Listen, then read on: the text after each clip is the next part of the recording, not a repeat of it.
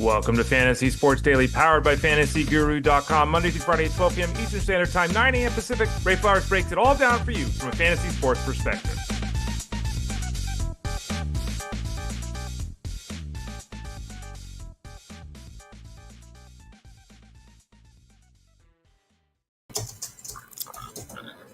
Hey there, everyone. Ray Flowers of FantasyGuru.com. Hope you're doing well today as we hit Monday of week one of the NFL season. Obviously, lots to just talk about here on the show, lots to discuss. Just so everyone knows, remember, we do this show called Fantasy Sports Daily. You're here right with us now. We appreciate that. Monday through Friday at 12 o'clock Eastern Standard Time. We go about an hour each day. Not always an hour, sometimes a little less, sometimes a little more. But it's a free show, so check it out. Hopefully tell a friend, all that kind of good stuff. Normally what we do on Mondays is we talk baseball, but with the onset of the football season, we're not doing that. Monday is the only day of the week where there's a solo host. Mondays it's just me here on the show. Tuesdays it's me and Armando Marsal. Wednesdays it's Justin Fensterman and the Bosco, Rich Mileto. Thursdays it's me and Tyler Beaker. Fridays it's me and Russell Clay. So what you get from me is you get 1 hour. This is the new plan I talked about last week, just to reiterate. Mondays moving forward, we're going to review all the Sunday action in the NFL. I'll go for about an hour talking about all the matchups on the weekend. Tuesdays, we'll return to the first half hour being baseball, the second half hour being football. Wednesdays, Justin Fensterman will kind of chop it up, do a little bit of this and that, including some basketball. Thursdays and Friday, first half of the show baseball, second half of the show football. Again, I'm Ray Flowers. You can follow me on social medias at The Ray Flowers. You can send me questions in any of the Discord rooms over at FantasyGuru.com. Just tag me at The Ray Flowers. Happy to answer questions, answering a bunch of questions for people playing in the fantasy baseball playoffs. So all of you, good luck this week. Answer some football questions too. People still looking at matchups here on Monday Night Football and everything like that. So that's kind of the plan here. Remember as well, this show roughly 12 to 1 Eastern, Monday through Friday. Jeff Mann's Elite Sports Show, where he'll basically do what we're doing today for 3 hours. He'll do a 3-hour review of the weekend action versus the 1 hour we're doing here. Jeff's show is 2 to 5 p.m. Eastern, Monday through Friday on Sirius XM Fantasy Sports Radio. Again, I'm here with you Monday, Tuesday, Thursday, Friday. On Wednesdays, and with Jeff over on Sirius from 2 to 5. Okay, so there's the rough plan. Let me throw up on the screen what we're doing today. And that's right, on the screen, because you can watch and leave questions and comments in 3 places. YouTube.com/@ElitePlusNetwork. Twitter X at Fantasy Guru site. Facebook.com/FantasyGuruHQ. Any of those 3 places, you can leave comments and questions that we can address throughout the show. You can always watch on demand, catch up at any time you want. You can also type in Fantasy Sports Daily wherever you listen to podcasts. You should be able to find us there. And then finally, go to FantasyGuru.com, click that Elite Plus tab at the top of the page. It'll take you to the links to the show as well as the other shows on the podcast network, the Elite Sports Network. And then finally, of course, maybe week one went or didn't go the way you anticipated. Maybe you're only doing seasonal and you want to get involved in DFS. Maybe you do DFS, but you want to help with your seasonal. Maybe you want to get involved in the wagering market. Click the subscribe tab in the top right corner at FantasyGuru.com. We will help you out. Whatever the areas you want to get signed up for, 1 of the football areas, 2 of the football areas, all 3 of the football areas. You want to become a VIP Platinum member and get everything we do for every single sport? We can do that. Click the subscribe tab in the top right corner. And if you have any questions, send a note to support@FantasyGuru.com. support@FantasyGuru.com. Looking at a bunch of comments here. Hello. Hey, hello, everyone. Let's go. Let's do this cold case. I'm not really sure, Casey, what cold case means. I guess some cold performers, maybe that. Fantasy Arnold says, happy Star Trek Day. Is today actually Star Trek Day? I don't know that if it is. I'm not a Trekkie. I'm a Star Wars guy. I am a fan of Star Trek, but I'm a Star Wars guy, so I'm not sure if today actually is Star Trek Day. Let's see. Ethan B says, I know. How are you feeling about Darvish and Lodolo tonight in the semis?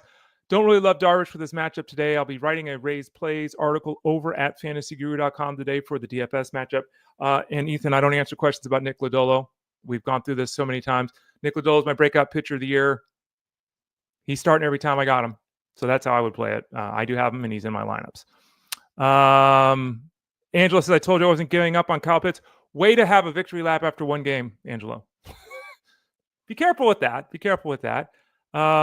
John G says, what? Let's overreact. Senor Rojo says, what a Sunday. Angela says, Jackson Dart next week. Brian DeBall failed to say that Russell Wilson is absolutely going to be a starter next time out. So we will see if there is a Jackson Dart. It would be really early to do that, but he did look good in the spring, so we'll see. Josh Allen is the reason you dropped elite quarterback, says Christy. Correct. What an amazing game. We'll talk about that in a little bit. As you can see there on the screen, we'll go game by game here, and just in order of was what we got them there. And I'll try to point out something for each team, something that really popped. Remember, go to fantasyguru.com, click that subscribe tab in the top right corner, send a note to support at fantasyguru.com if you have any questions. All right, let me make a little change here real quickly. If I knew how to use my app, I'd be in much better space. Banners. What is going on here? This is a weird FSD banners. Oh, we had a weird thing. Someone clicked a weird thing in the background, but let's do this and let's do that and let's go. Buccaneers beat the Falcons 23-20. And this one, obviously, Emeka Buka is the big storyline here. Only had 6 targets, only caught 4 passes. 2 of them were touchdowns. One of them was the game winner. He played really well. Bucky Irving, interestingly enough, dominated the passing game. Rachaad White barely saw the field yesterday. So Bucky Irving, for those people that drafted him as a running back one, you got to feel really good about what you saw out of him yesterday because of his involvement in the passing game. White had 1 target, and he wasn't on the field much on 3rd downs. Bucky Irving looks like a 3-down workhorse for the new coaching staff with the Tampa Bay Bucs. On the other side of things, when we look at the Falcons, we're waiting on an update on Drake London and his shoulder. Unclear, how much time, if any, he's going to miss. He caught 8 balls for 55 yards. They didn't run the ball at all. Their 2 running backs, neither one, Bijan or Algier, neither one ran for 25 yards. Obviously, Bijan had that great 50-yard touchdown reception, 100 yards in the air, caught 6 passes, so he was fine from a fantasy perspective. Michael Penix, 298 yards, a touchdown and a pick. He had a rushing score as well, and he looked pretty spry. He was diving at the goal line, reaching for first downs, all that kind of stuff. I was not impressed by Michael Penix, but it was a good effort from Michael Penix. They were talking about on the broadcast the fact that, he stuffed some balls in there with his arm strength that maybe Kirk Cousins couldn't do at this point of his career, which is fair. Obviously, the outlook for Penix in this entire offense through the air is in question right now. We didn't have Darnell Mooney in week 1. It's unclear if he's going to play in week 2, and we're still waiting on the information on Drake London to see if he's going to be available in week number 2. The Bengals defeated the Browns 17-16. They got lucky. They got lucky. I mean, the new kicker for the Browns, Schmidt, whatever his name is, SCMYT, missed an extra point, missed a field goal. Browns really should have won this game. The big storyline is the Bengals offense sucked. I mean, that's the real storyline of this game. It sucked. Good news. Most teams have a week where their offense sucks. It's week 1. Let's have it happen in week 1. It's the best time of the year to have it happen. Not changing the outlook on Burrow, not changing on Higgins, not changing on Chase, not Chase Brown or Jamar Chase. Chase Brown, by the way, holy enough, 2 yards a carry on 21 carries. Noah Fant caught 4 passes for 26 yards and the touchdown. Realized that Gesicki was on the field. He also had only, 2 fewer targets. There's a lot of shared situation going on there. Fant is somebody that we're not chasing on the waiver wire this week. The Bengals will try to rectify this, and most likely will rectify this with a heavy aerial attack in week number 2. Again, we maintain the faith of these guys. It's a one-off. It sucks. We just got to let it go. On the Browns side of things, Joe Flacco went for 290, a touchdown, and 2 picks. Oh, Joe Flacco game, right? 2 picks, threw for almost 300 yards.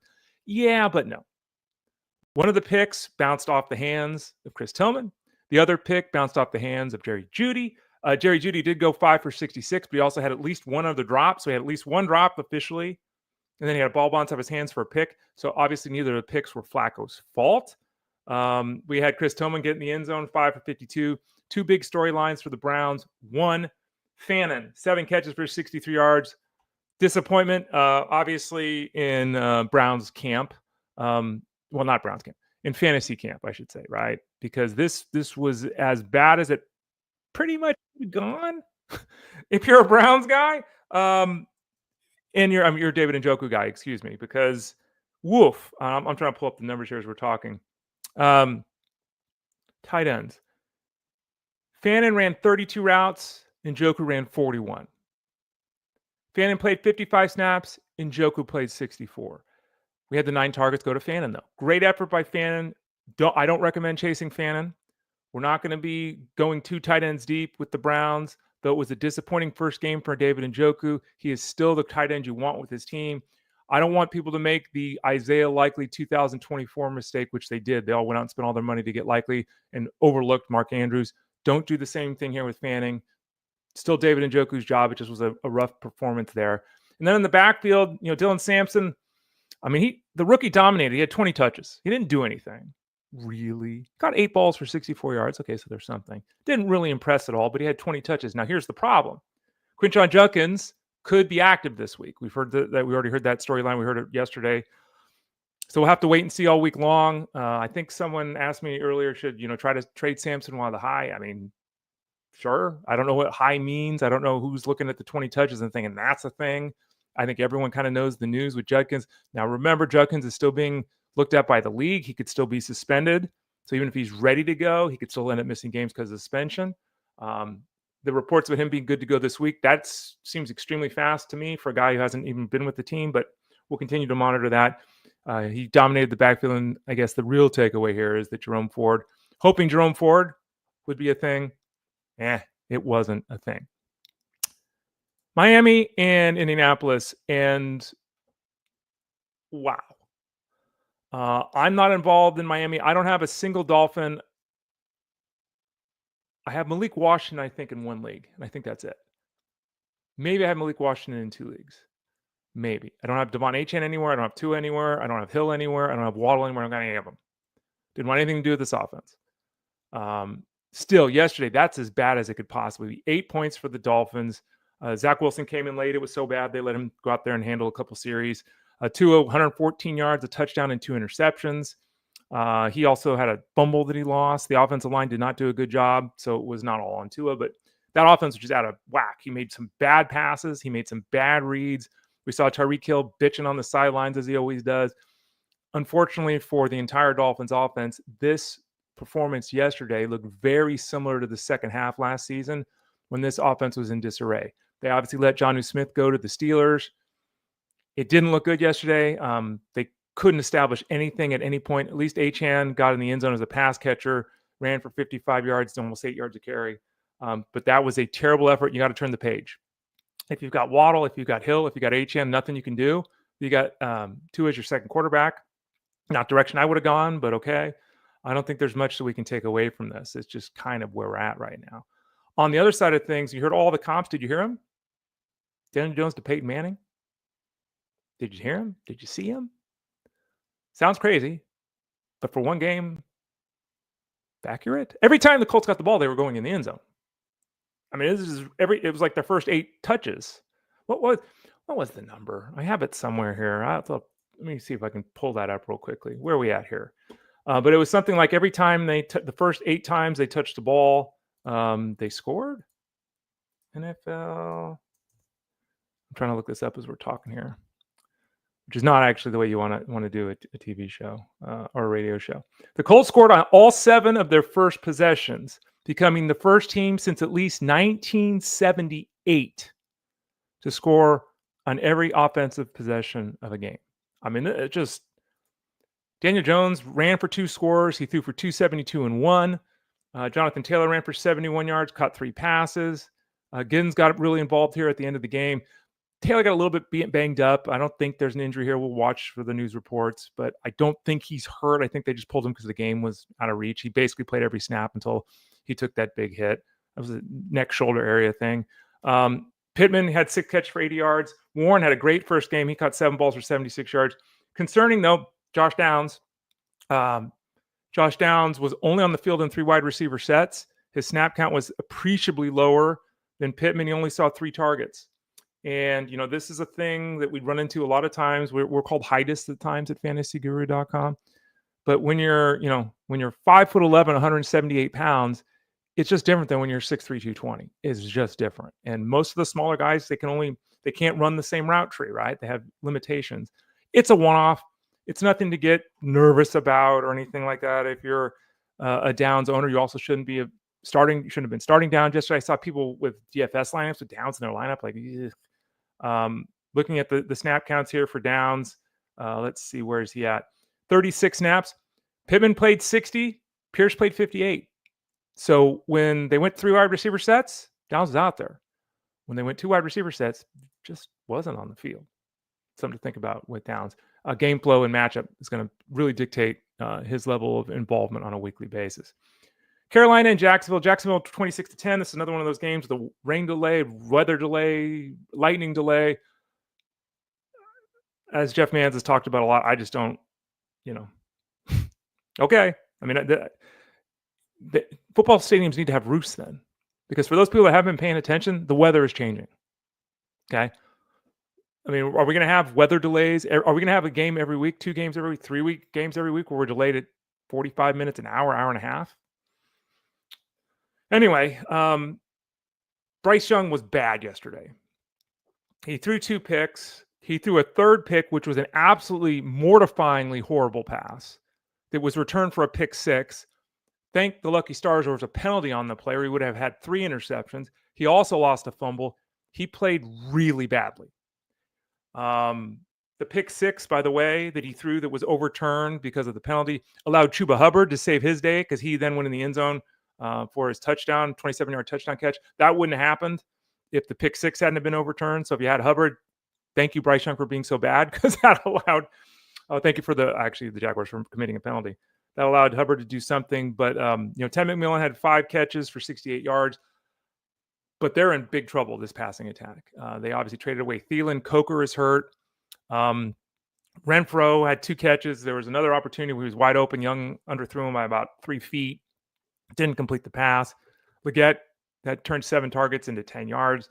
It's a bad offense. And the hope that people had with the strong finish with Bryce Young, that hope was not realized in week 1 this year. That looked like first half last season, Bryce Young. And with Thielen in Minnesota and Coker on the sidelines with injury, tough to get excited about that passing attack in the short run here with the Panthers. On the other side of things, they won a football game as they should have, the Jaguars. The big takeaway here is Travis Etienne, 16 carries for 43 yards. One of those was a 71-yard scamper. He caught 3 passes, dominated the work out of the backfield. 4 guys in the backfield saw snaps, but it was Etienne's backfield.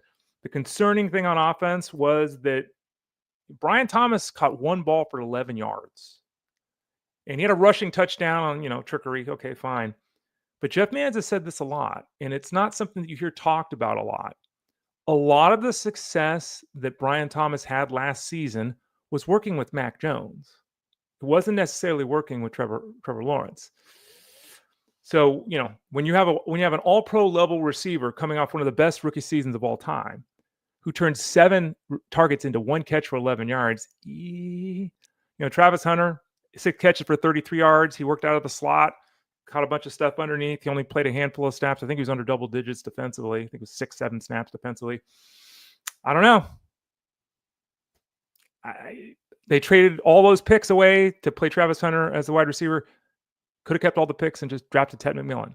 Anyway, we'll see how this plays out, but I'm interested to see what happens next week, because though they won the football game, pretty handily here, the Panthers are a bad team, and the Jaguars really didn't do anything to impress at all yesterday. Raiders defeated the Patriots 20-13. On the Raiders side of things, Ashton Genty, 21 touches in his first game in the NFL. That's what we want to see. Now, he didn't do anything. He had 40 yards from scrimmage. Didn't do anything. Got in the end zone with a rushing score, so there you go. Geno Smith actually played better than anticipated, 362 yards and a touchdown. Brock Bowers, we're obviously waiting for an update on his knee, an official update. He was hurt, missed the 4th quarter yesterday, still had 100 yards receiving. Expectation, according to him directly, is that he'll be fine for week 2. That's what we're all expecting right now. Keep an eye on that news. Jacoby Myers, 8 catches for 97 yards. Trey Tucker had gotten the end zone. I know a lot of people worrying on Thornton. I got a lot of Thornton questions about drafting him, especially after the Amari Cooper situation, right? Like, Amari Cooper is now gone. Thornton. Remember, I'm looking at it right now. Thornton was 3rd on this team in routes run and snaps yesterday, which is obviously very good news. This is what you want to see. At the same time, when you look at Thornton's usage rate, when there were 2 wide receiver sets on the field, when the Raiders were using both Mayer, and Bowers, which they're going to do frequently, Jacoby Myers played 22 of those 23 snaps. Trey Tucker played 21 of those 23 snaps, and DeAndre Thornton played 0. He was not on the field. Dante Thornton was not on the field unless they were in 3 wide receiver sets. So something to think about, because they want to run a lot of 2 tight end sets this season, do the Raiders. Good start for Thornton. He got 4 targets, all that kind of stuff, but be cautious there, because that usage yesterday was a little concerning Trey Tucker doesn't physically stand up to Thornton at any level, but he was the guy that was out there, and he's the guy that scored the touchdown. On the other side of things, they threw 46 passes yesterday.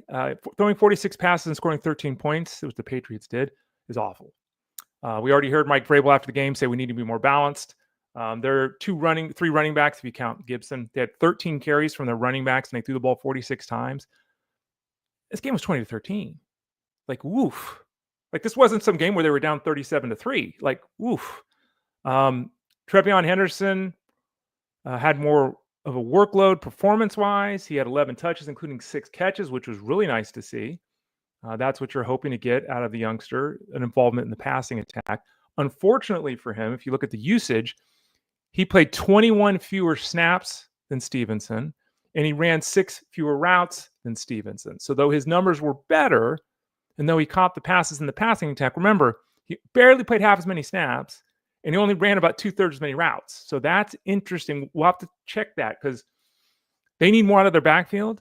And it's very reasonable to think that Henderson will be the guy whose role will grow here moving forward, especially after the struggles yesterday and the fact that Stevenson really didn't do anything.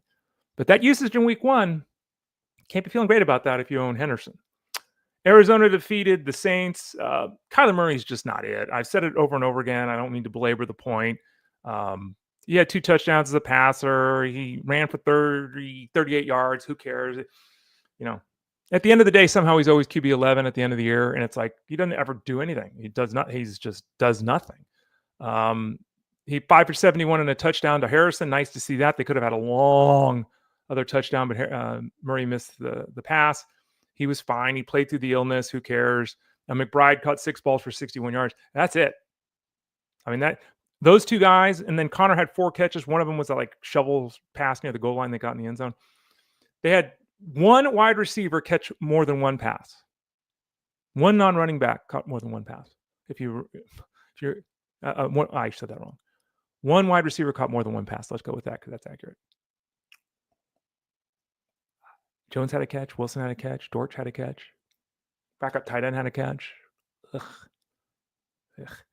On the other side of things, Spencer Rattler somehow threw the ball 46 times and only threw for 214 yards. Gave his team a chance to tie or win the game late. Threw a ball into the end zone. Juwan Jennings had it just go off his fingertips, or he could have made a potentially game-winning catch. Johnson was spectacular yesterday from a fantasy perspective. 8 catches for 76 yards. He was the star of the game for the Saints. Kamara, 2 catches for 12 yards. 11 for 45. At least he got in the end zone, but he turned 13 touches into 57 yards, and we might see a lot of that in this offense. It's just not very good. Chris Olave turned 13 targets into 54 yards. He caught 7 of 13 passes, was in the medical tent a couple of times, apparently emerged okay. But this is another team, the Saints. I don't think I have a single Saint in any format. Just not a team I was investing in this year. Hopefully you didn't either because he's just not very good. Next up, Pittsburgh and the Jets. This was a hell of a game. This was actually, I was going to say it was the game of the day, but then we had Sunday Night Football. So it was the second best game of the day.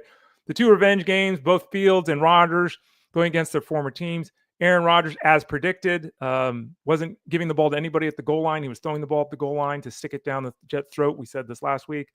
He threw for 4 touchdowns, 244 yards. Touchdowns to Austin, to Warren, to Skoranek, and to Jonnu Smith. Now, Skoranek played a handful of snaps and saw 1 target. No one cares. Jonnu Smith had a touchdown. He also had 5 catches for 15 yards. Freiermuth had 3 for 28. Austin, 4 for 70 and a touchdown. DK Metcalf was using the screen game, had a couple of nice runs in the open field, 4 catches for 83 yards. The big surprise was, where's Roman Wilson here? Roman Wilson, who was talked up all spring. Roman Wilson, who Aaron Rodgers said he's going to make him a star this year. Now, it's 1 game. All right.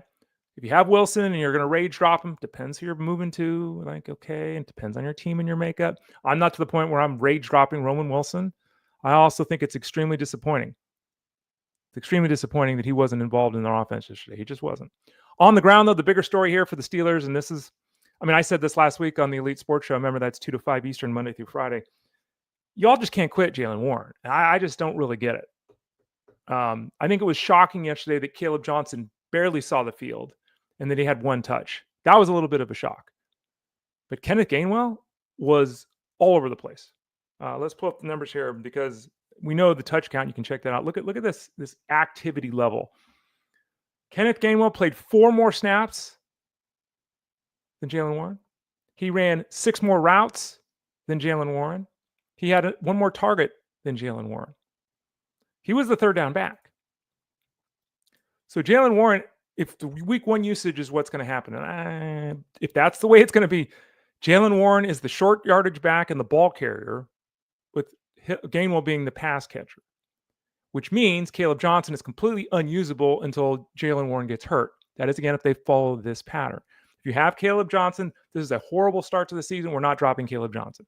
If someone else is dropping Caleb Johnson, we're very interested in adding Caleb Johnson. Are we going to run out and grab Kenneth Gainwell? I mean, even though we're going to talk about him being on the field more and being, more utilized than Warren and all that, 7 carries, 3 catches, 23 yards. So this is more of a ding, I think, really to Jaylen Warren, certainly to Caleb Johnson, who's really seen an outlook, but don't drop the rookie in the backfield for the Steelers. On the other side of things, Justin Fields has always been my guy. For those people that have been following my work for a long time, Justin Fields was my dynasty quarterback before we restarted and we did our whole dynasty league over again this year. If you're interested in how that team came together, you can always check the old shows here at the Elite Sports Network or the Fantasy Sports Daily Network. I don't remember what episode it is, but if you go to the YouTube channel, youtube.com/@ElitePlusNetwork, click the live tab at the top of the page, and then just scroll down to see the picture of Jason Voorhees from Friday the 13th. That's the day we talked about my dynasty team. I said many times during the week, Fields has got his toughest matchup of the year. So, but let's not rage drop him if he plays poorly. If someone else drops him because he plays poorly, we're all in. Like, I'm in on Justin Fields as a top 10 quarterback this year. Didn't expect this yesterday. He was fantastic yesterday. He went for 218 and a touchdown, only had 6 incomplete passes. He ran the ball 12 times for 48 yards and 2 touchdowns. He made good throws. He avoided turning the ball over. He uses athleticism. I don't know about the double glove thing. The throwing hand glove, I don't know about that. But Justin Fields is just good. Does he make mistakes? Yeah, even yesterday. But he didn't turn the ball over, and they almost won this football game. And it wasn't his fault they didn't win the football game. They lost 34-32. Justin Fields is legit. And for all those people out there, and I said this to a bunch of people in Discord, my first quarterback is Josh Allen. My first quarterback is Jaden Daniels, and I also have Justin Fields. I said, well, look, if I had those quarterbacks as my QB1, I wouldn't have taken Justin Fields. But Ray, he was sitting there in the 14th round. My response was then, well, don't drop Justin Fields. I don't want 2 quarterbacks on my team. I don't think that's the right way to build a roster in most instances. But if you got Justin Fields, don't drop him. You got to hold him now. This is why.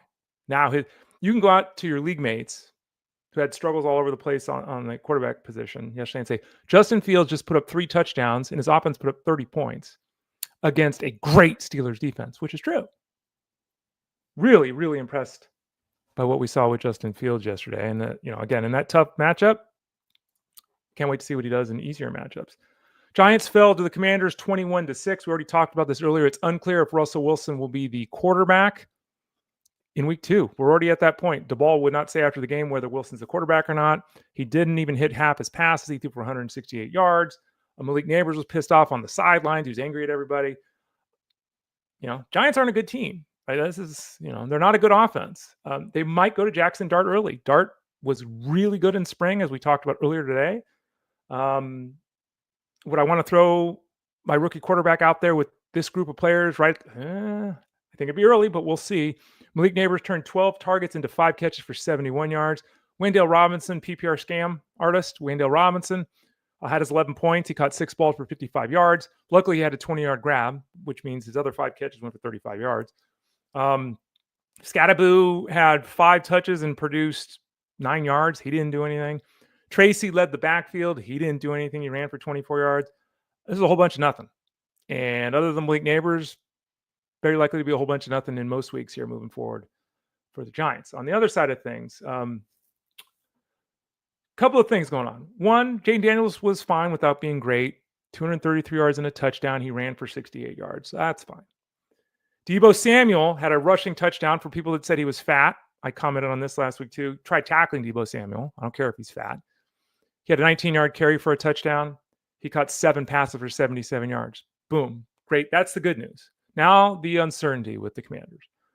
Number one, Terry McLaurin caught 2 balls for 27 yards.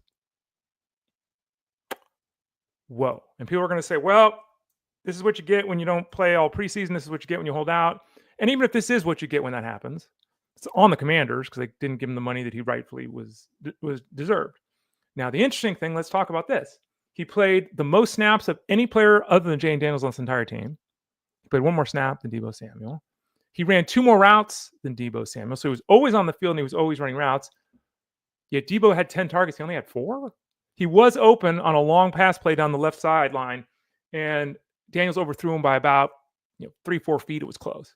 If he had hit that, all of a sudden it's 3 catches, 95 yards and a touchdown. It would have been okay for McLaurin. But he struggled, though he, again, was on the field a ton. I'm not worried about Terry McLaurin long term. This is an interesting scenario, though, we got in the backfield. And this is why I said this many times, especially as we got later in the draft season. I just wasn't investing in this backfield. Like, I'm just out. I said this before. When Brian Robinson was the running back one, we famously took a call, in my mind, took a call on the Elite Sports Show on Sirius XM, and the guy was saying, I really believe in Brian Robinson, and I think he's going to be great this year. And I flat out said, no. I said, I'm not interested in Brian Robinson. I'm not interested in any of these running backs. So then we get Brian Robinson traded. Then JCM, Bill is the guy everybody talks up. Then Chris Rodriguez is the guy everybody talks up. Then we get, well, yeah, but Austin Eckler's the veteran, and he's still around. So let's back out. What did we get in week 1? Rodriguez, shockingly, was inactive. If you have Rodriguez, it really depends upon the move you're going to make. I don't want you to drop. In most instances, I don't think we should be dropping Chris Rodriguez. Remember, it's 1 game. We'll see how this plays out. Number 1. Number 2, I don't know what people's expectations are. That's a whole other ball game here. I would hold if I could, because Eckler is old and injury prone. And though JCM had a touchdown and 82 yards rushing yesterday, 42 of the yards were on 1 run. So it's not like, as a pass catcher, he saw 1 target. He wasn't involved, really. Right? He really wasn't. His whole effort yesterday was really 2 touches. Okay. Did he impress or anything? He didn't. Austin Eckler, 6 carries. Austin Eckler, three catches. If you look at the backfield uses, Eckler played the most snaps of the group. He obviously ran the most routes of the group. JCM was only on the field for 23 snaps. I mean, they had 70 snaps yesterday. He played a third of the snaps. That's not a net recipe for success. So that's how I would play it right now. I plead patience, though. Again, I just wasn't investing in this group to begin with. Denver defeated the Titans 20-12. And, the big takeaway here on the Titans side of things is it didn't look good for Cam Ward in the box score. He played a little bit better than it looked. There were drops, guys all over the place. They did not help their rookie quarterback in his first NFL game. Ridley had 4 catches for 27 yards. Io Minor had 2 catches for 13 yards. The rookie out of Stanford, though, realized that he had like a 47% air yard share, like a really big number. So there's, Io Minor might end up being somebody that is a bye week fill-in injury kind of fill-in kind of guy. May have been drafted in your league, depending upon its depth, maybe not. Put him on a watch list, saw 7 targets. Ridley saw 8. Pollard didn't do much. He had a 29-yard catch. He ran for 60 yards, but he was on the field the whole game. Like, he played 90+% of the snaps. So that's what we expect from Pollard. Things should get better for him in that offense moving forward. Not saying much when they didn't do anything yesterday, but it is the case. On the other side of things, the Broncos beat a team they should have beat. But that was a rough one. Bo Nix played bad. He played bad football yesterday. He threw across his body. He would run left and throw it across the field. He made bad decisions. He threw balls into tight windows. He threw balls into windows that didn't exist. Like, he was just missing. Like, he was just missing a defender that was standing right there. He didn't see him. Like, he played a very bad game. And he turned 40 pass attempts into 176 yards, which is pathetic. I mean, that's just terrible. Terrible. He did not play a good football game. 176 yards, a touchdown, and 2 interceptions. He also lost a fumble. That's a concerning effort, because this offense, we have a lot of expectations in the fantasy space. We have a lot of expectations for the team. Good news is they won. But Bo Nix, that was an ass effort. That was not good. Dobbins scored on the ground. Good for him. Harvey had 6 carries for 70 yards. He was involved. We had Sutton with 6 catches for 61 yards and a score. Ingram left the game with an injury. That's a situation to monitor. What is Ingram's outlook moving forward here? Because we don't want the Adam Troutman experience to become a long-term thing. Interestingly enough, in the backfield, this and this is the one concern that everyone had in the preseason is that the mad scientist Sean Payton has a plan in his head, and it's almost like he's going to do this plan regardless of what's going on around him. And what I mean by that is Dobbins played 40 snaps, Harvey played 22 snaps. Week 1, Dobbins being the lead guy, that's how the rankings were listed. That's what we expected. Having a 67%, 33% split with RJ Harvey in his first NFL game totally makes sense. Makes all the sense in the world. Let's go. Tyler Beatty, what is he doing with 14 snaps? So we had 14 routes from Dobbins, 14 routes from Harvey, and 11 from Beatty. Like, what are we doing? Why does Sean Payton insist on using 3 running backs? The 2-minute drill, Beatty played 6 of the 9 snaps. Short yardage, Dobbins had 5 of the 7 snaps. Okay, but look at third downs. Third downs, 5 for Beatty, 3 for Harvey, 2 for Dobbins. Like, we need this backfield to be 2 guys. It's 3 right now. It was 3 guys frustratingly at many times last season. Woof. What is likely to happen at some point is that J.K. Dobbins will probably get hurt, and then we'll get a little bit of clarity. I hope it doesn't take that long to get that clarity. I would really love to see R.J. Harvey or Dobbins himself take on a bigger touch role and have Beatty just be a guy that plays 10 snaps. We'll see. Harvey, by the way, 6 carries for 70 yards yesterday. Seattle fell to the Niners 17-13. Jake Moody may not have a job any minute now. He might get released after last year's disastrous effort and more bungles yesterday. The Niners are a disaster right now. Their entire receiving core is a mess. Let's see here. Ayuk is obviously on the injured list.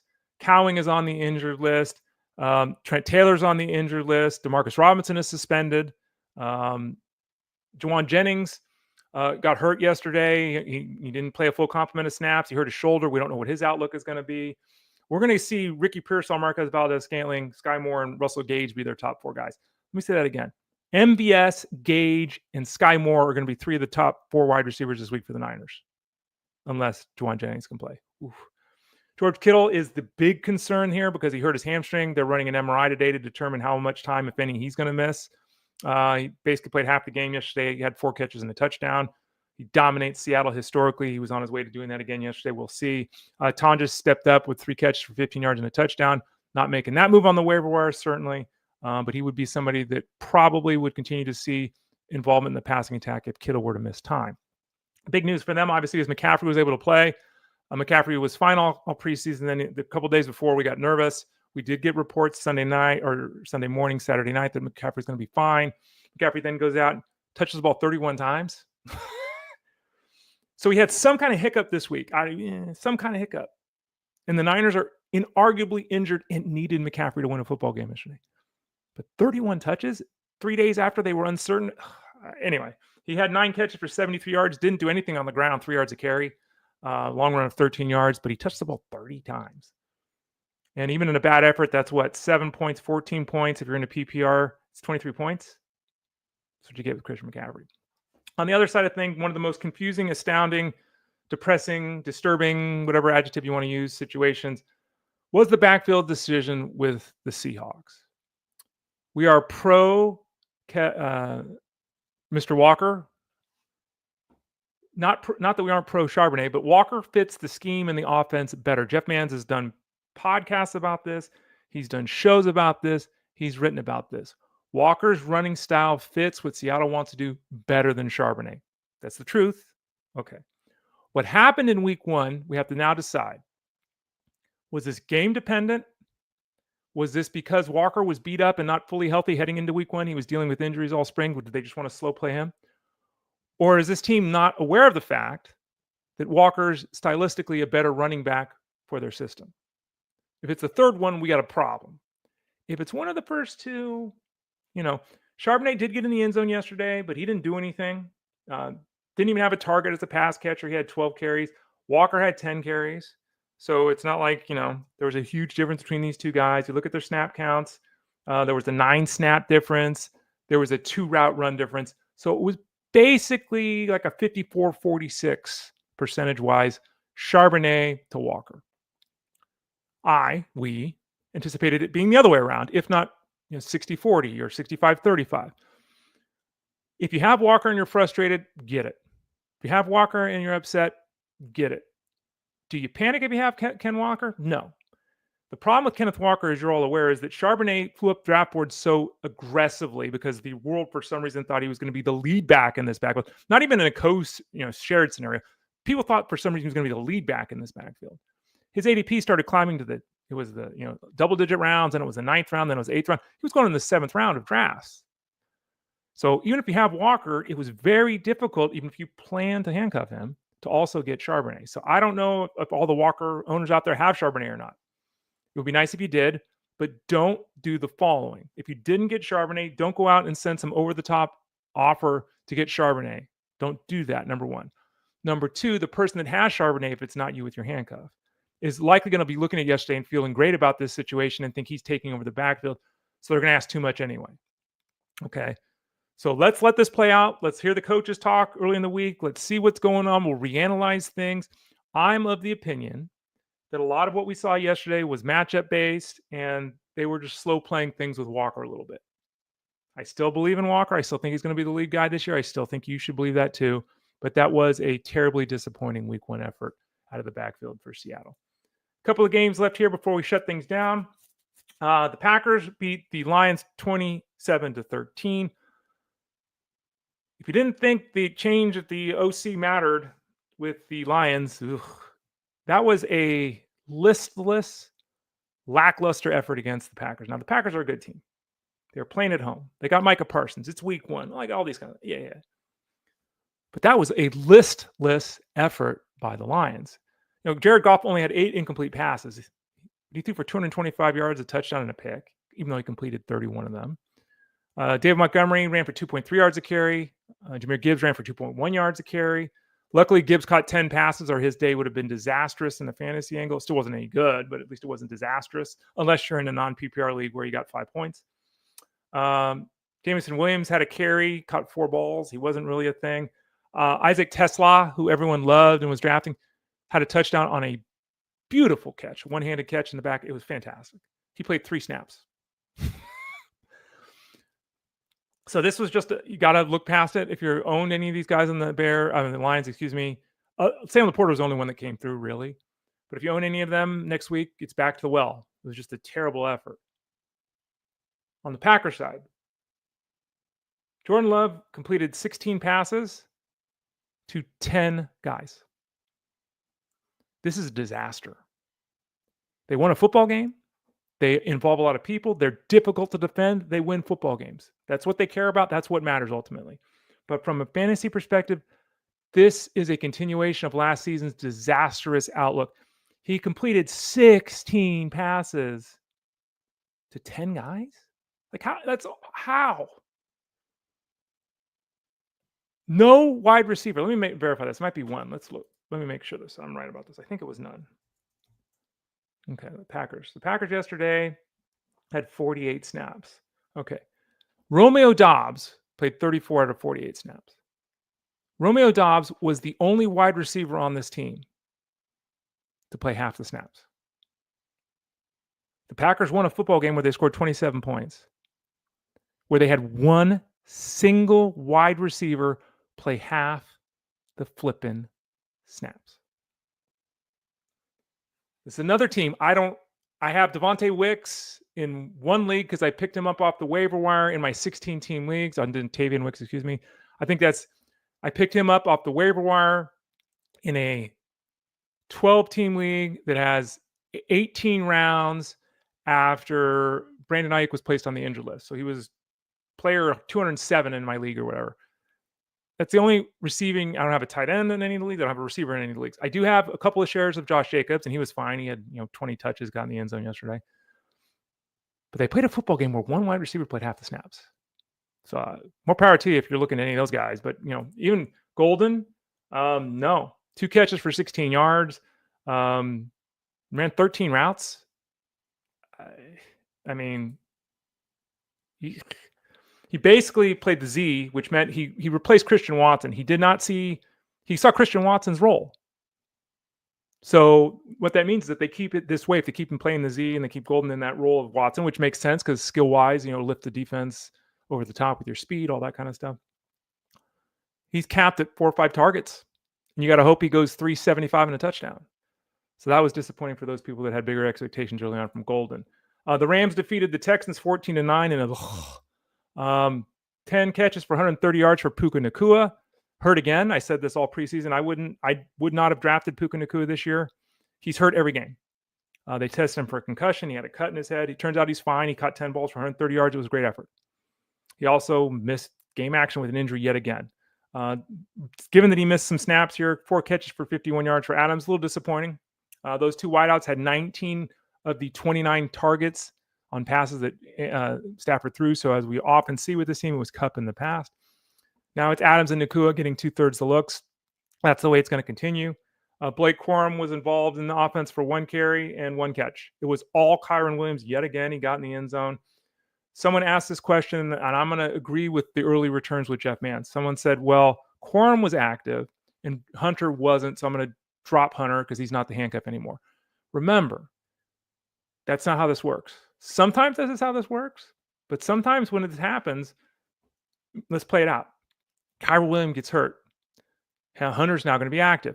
Who's to say that Hunter doesn't take on the goal line work and play the majority of snaps while they just leave Corum in the role he's in now? This is a mistake a lot of people make. Like, oh, Sandre Piran's going to take over the backfield. No, Sandre Piran won't. It will be Taj Brooks. Like, no, that's not.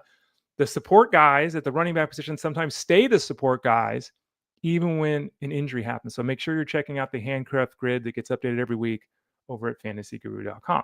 On the Texans side, if we're hoping for 2023 Texans offense, we got the 2024 Texans offense. And CJ Stroud, offensive line didn't do much. The rushing attack didn't do much. There wasn't much support. I don't know how you go into a week 1 matchup when you have a wide receiver 1, the most important pass catcher on your team, Nico Collins, and you give him 5 targets. Like, again, we talked about this. Nacua had 11, Adams had 8. How does Nico Collins get 5 targets? Like, what are you doing? That's extremely disappointing. 3 catches for 25 yards, terrible effort. I mean, those happen, but the lack of usage is disturbing. The lack of offensive line protection, the fact that Stroud was moving around, and just like we saw last season, that's the whole ball game here, folks. If Stroud is unable, just like almost every quarterback in the NFL, if they're unable to sit in the pocket and get 3 seconds to make a read and then throw the ball. So we'll see how this plays out, but this was a downright disappointing effort. No Texan had 35 receiving yards. Cade Stover was the leader with 4 catches, 22 yards, 4 catches for Cade Stover. Nick Chubb ran for 4.5 yards a carry, was okay, didn't do anything. As a pass catcher, he saw a target, didn't catch it. Dario Ogunbowale, the third down back is not Dameon Pierce. The third down back is not Woody Marks. The third down back was Dario Ogunbowale. Yeah, agreed. Ugh. Finally, the game of the night, the game of the day, the game of the week, the game of the season. I don't know. I was watching this game, as I'm sure many of you were, on Sunday Night Football, and it's 40-25. And I'm thinking to myself, it was 5 minutes, 51 seconds left of the stoppage of a clock, I think it was.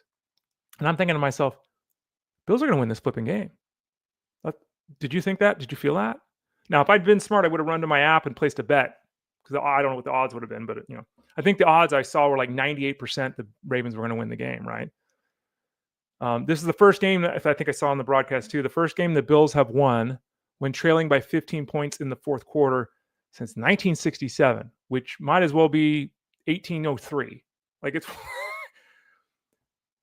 oof. The Bills came back and won this game 41-40. Lamar Jackson played a great game.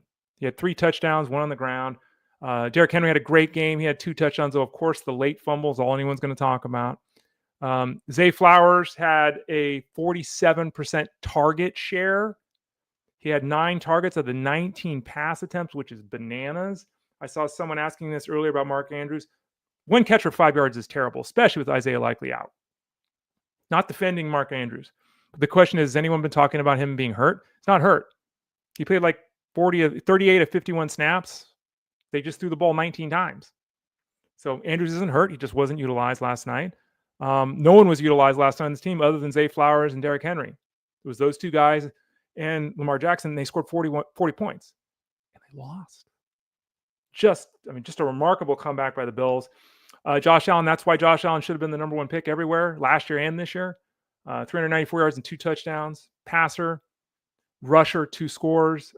Jared Cook, 13 carries for 44 yards and a score. Right?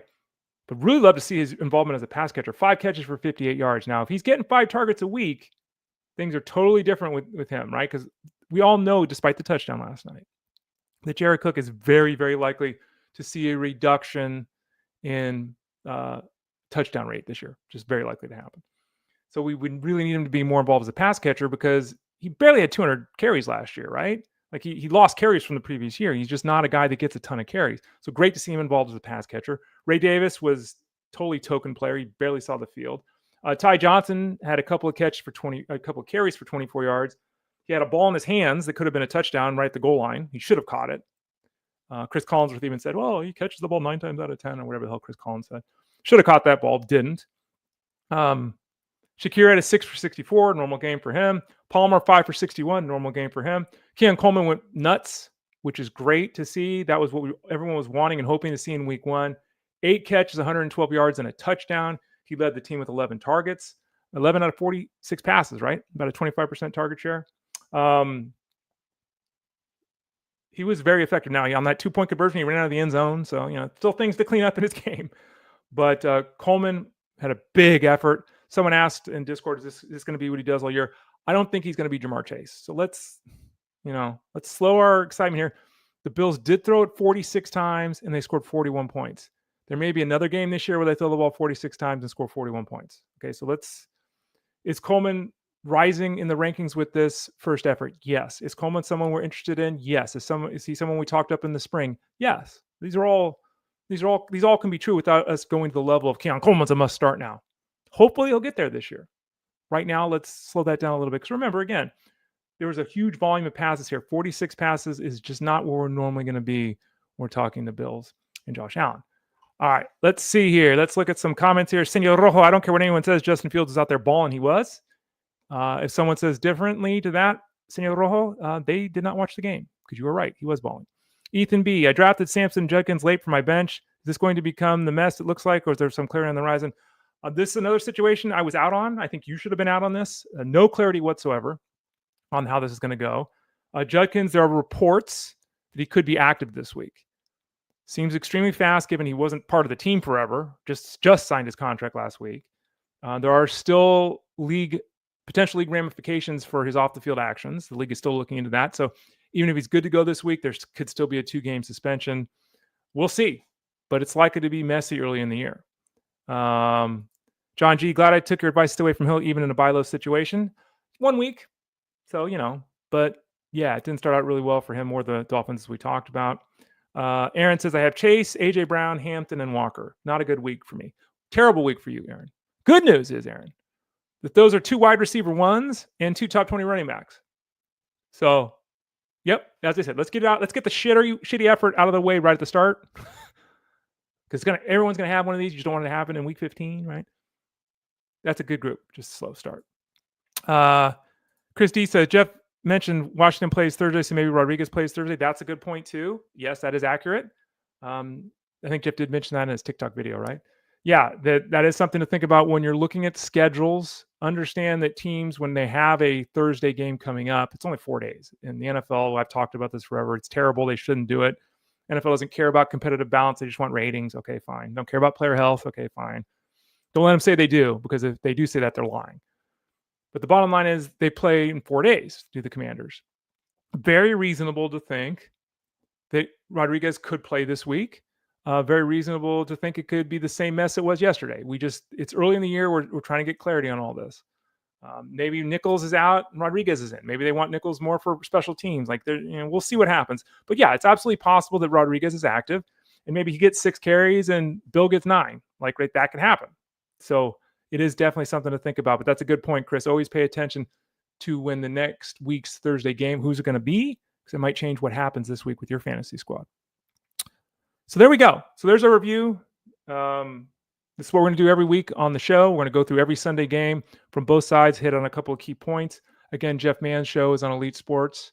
It's Elite Sports on Sirius XM Fantasy Sports Radio, Monday through Friday from 2 to 5 p.m. Eastern Standard Time. He'll be on for 3 hours today, doing a much more expansive review than I just did. We'll be back here tomorrow on the show, as we are every day, Monday through Friday at 12 o'clock Eastern Standard Time. Tomorrow, we'll talk baseball the first half hour of the show. The second half hour of the show, we'll visit with Armando Mersal and talk football. We'll probably look at the waiver wire a little bit with him. We've obviously got baseball stuff going on at fantasyguru.com. I already mentioned earlier today that I'm going to be writing a DFS piece. That'll be up in a couple of hours. Looking at today's action. We're still doing wagering. We're still doing seasonal. You can still get that. If you want a little boost down the end of the season, have a little fun too, send a note to support at fantasyguru.com. Get a huge discount on the baseball product. You can send a note to support at fantasyguru.com for the football product, or just click the subscribe tab right now. You can add, if you already have one product, send a note in to support. I have seasonal. I want to add DFS. I have DFS. I want to add wagering. We can obviously help you with all that. And everyone, I would just encourage people. Everyone's great here, and almost every day, everyone's great here. And I've given you all kudos to this. I hardly ever see a snotty comment here, which I love. Saw a lot of snotty comments yesterday, and I would just ask everyone to be better. And again, I'm not really speaking to most of you because most of you are great. But there were a lot of snotty comments on social media, as per usual. There were snotty comments in Discord. And I would just ask people to be better, because what often happens is it's the heat of the moment. You're pissed off. You're angry. You write something. Someone calls you on your bullshit. And you say, oh, I was just blowing off steam. Don't blow steam off at us. That's not fair. Right? That's not fair. It's not right and it's not fair. Don't do that. Okay. Also, I would encourage everyone really strongly, if you're writing a comment to one of us on a Sunday in particular, to read the comment you're writing multiple times. Because I think what also happens is multiple times people make comments where they don't understand that what they're saying is they're actually being an ass. They think they're being constructive, they think they're being positive, and they're not, because they're either not rereading what they wrote, or they're just not accurately conveying what they're thinking when they're typing. So I really encourage everyone, before you send an angry note, to reread or even a note that you think is positive, reread it before you click enter, send, go. Okay? Because a lot of times there's confusion. It gets clarified, but then I'm mad because you sent something, and you're mad because I said. We're going to do the analysis. We're going to give you the best opportunity we can for success. But at the end of the day, remember this. We can analyze the game, but we don't know what's going to happen when the game is played. We don't know. We give our best guess, and it's not even really a guess. It's not an educated guess. We give our best analysis of how we see the matchup, how we see the game flow, how we see things going. Sometimes the opening kickoff is returned for a touchdown. Sometimes there's a pick six. Sometimes 1, 2, 4 guys get hurt. Sometimes there's weather involved. Sometimes teams like the Mariners, the Seahawks, do something strange, and they give the ball to the backup running back more than the starting running back. These things happen. But realize that every single week we do our best here on this show, on SiriusXM, and of course over at fantasyguru.com to prepare you for that week. Sometimes things just don't work out. I would ask you all to have some patience and maintain the faith. And I think if you do, we can all have some success in 2025. So hopefully that's the way it goes. All right, everybody. Thanks for joining me today. Really appreciate it. Hope to see you tomorrow.